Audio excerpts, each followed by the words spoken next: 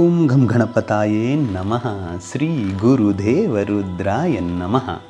ಎಲ್ರಿಗೂ ನಮಸ್ಕಾರ ಸ್ನೇಹಿತರೆ, ನಾನು ನಿಮ್ಮ ಪ್ರಕಾಶ್. ಸ್ನೇಹಿತರೆ, ಇಂದು ನಾನು ನಿಮಗೆ ಮೋಹಿನಿ ವಶೀಕರಣ ಮಂತ್ರ ತೊಗೊಂಡು ಬಂದಿದ್ದೀನಿ.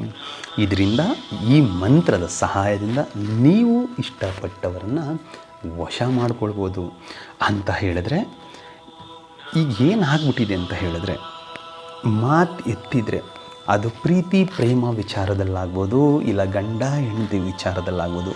ಅನುಮಾನ ಒಬ್ಬರ ಕಂಡರೆ ಇನ್ನೊಬ್ಬರ ಮೇಲೆ ಅನುಮಾನ. ಅನುಮಾನದಿಂದ ಎಷ್ಟೋ ಜೀವನ ಹಾಳಾಗೋಗ್ಬಿಟ್ಟಿದೆ. ಸೊ ಇಂಥ ಅನುಮಾನಗಳನ್ನ ಹೋಗಲಾಡಿಸಿ ನಿಮ್ಮ ಕಡೆಯಿಂದ ಒಳ್ಳೆಯ ಪ್ರೀತಿ ಬರಬೇಕು, ಒಳ್ಳೆಯ ಅಭಿಪ್ರಾಯ ಬರಬೇಕು. ಆ ರೀತಿಗೋಸ್ಕರ ಈ ಕ್ರಿಯೆಯನ್ನು ನೀವು ಮಾಡಬಹುದು. ಇದನ್ನು ಯಾವತ್ತು ಮಾಡಬೇಕು, ಹೇಗೆ ಮಾಡಬೇಕು ನಾನು ತಿಳಿಸ್ಕೊಡ್ತೀನಿ. ಅದಕ್ಕೂ ಮುಂಚೆ ನನ್ನ ಚಾನಲನ್ನು ಸಬ್ಸ್ಕ್ರೈಬ್ ಮಾಡಿಲ್ಲ ಅಂದರೆ ಸಬ್ಸ್ಕ್ರೈಬ್ ಮಾಡಿ, ಲೈಕ್ ಮಾಡಿ, ಶೇರ್ ಮಾಡಿ, ಹಾಗೆ ಬೆಲ್ ಐಕಾನ್ ಬಟನ್ ಪ್ರೆಸ್ ಮಾಡೋದನ್ನ ಮರಿಬೇಡಿ. ಏಕೆ ಅಂದರೆ ಮುಂದೆ ಇದೇ ರೀತಿಯ ವಿಡಿಯೋಗಳನ್ನ ನಾನು ಬಿಡ್ತಾ ಇರ್ತೀನಿ. ಸ್ನೇಹಿತರೆ ಬನ್ನಿ, ಮೊದಲನೆಯದಾಗಿ ಈ ಕ್ರಿಯೆಯನ್ನು ನೀವು ಮಂಗಳವಾರದ ದಿನ ಮಾಡಬೇಕಾಗತ್ತೆ. ಏನು ಮಾಡಬೇಕು? 2 ಅರಳಿ ಮರದ ಎಲೆಯನ್ನು ತೆಗೆದುಕೊಂಡು ಬನ್ನಿ, ಮತ್ತು ಒಂದು ಕೆಂಪು ಪೆನ್ನು. ಇಷ್ಟನ್ನು ತೆಗೆದುಕೊಂಡು ಮನೆಯ ಒಳಗಡೆ ಅಥವಾ ಮನೆಯ ಹೊರಗಡೆ ಎಲ್ಲಾದರೂ ಆಗುತ್ತೆ. ಏನು ಮಾಡಬೇಕು? ಉತ್ತರ ದಿಕ್ಕಿಗೆ ಮುಖ ಮಾಡಿ ಕುಳಿತುಕೊಂಡು 2 ಎಲೆಯ ಮೇಲೆ ನಿಮ್ಮ ಮತ್ತು ಅವರ ಹೆಸರನ್ನು ಬರೆದು ಆ ಮಂತ್ರವನ್ನು ಕೊಡ್ತೇನೆ. ಈ ಮಂತ್ರವನ್ನು 2 ಎಲೆಯ ಮೇಲೆ ಬರಿಬೇಕಾಗುತ್ತೆ. ಅಂದರೆ ನಿಮ್ಮ ಹೆಸರು ಪ್ಲಸ್ ಚಿಹ್ನೆ ಹಾಕಿ ಅವರ ಹೆಸರು, ಅದರ ಕೆಳಗಡೆ ಮಂತ್ರ 2 ಎಲೆಯ ಮೇಲೆ ಬರೀಬೇಕು.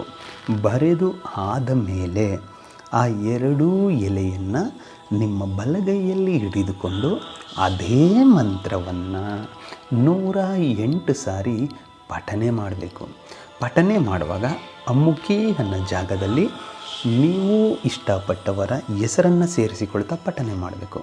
ಮತ್ತು ಅರಳಿ ಮರದ ಎಲೆಯ ಮೇಲೆ ಆ ಮಂತ್ರ ಬರಿತಾ ಇರಬೇಕಾದ್ರೆ ಅಮ್ಮುಖಿ ಅನ್ನೋ ಜಾಗದಲ್ಲಿ ನೀವು ಇಷ್ಟಪಟ್ಟವರ ಹೆಸರನ್ನು ಬರೀಬೇಕು.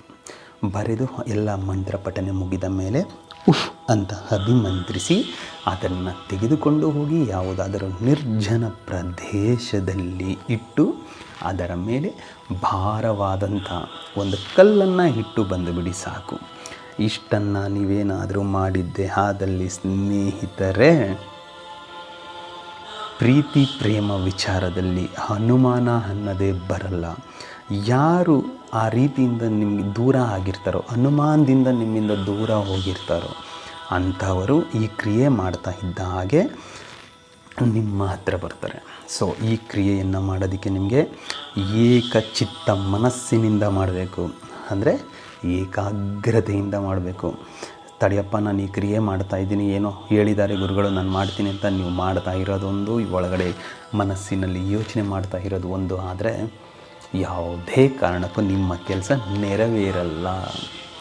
ಅದಕ್ಕೆ ಮಂತ್ರ ಹೀಗಿದೆ: ಓಂ ಸರ್ವಮೋಹಿನಿ, ಓಂ ನಿತ್ಯಮೋಹಿನಿ, ಅಮುಖಿ ಮಂ ವಶಂ ಫಟ್ ಸ್ವಾಹ.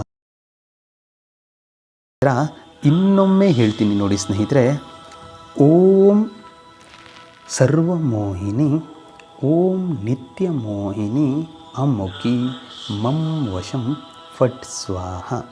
ಈ ರೀತಿಯಾಗಿ ನೀವು ಅಮುಖಿ ಅನ್ನೋ ಜಾಗದಲ್ಲಿ ಅವರ ಹೆಸರನ್ನು ಸೇರಿಸಿಕೊಳ್ತಾ ಈ ಕ್ರಿಯೆ ಮಾಡಿ, ಖಂಡಿತ ರಿಸಲ್ಟ್ ಬರುತ್ತೆ.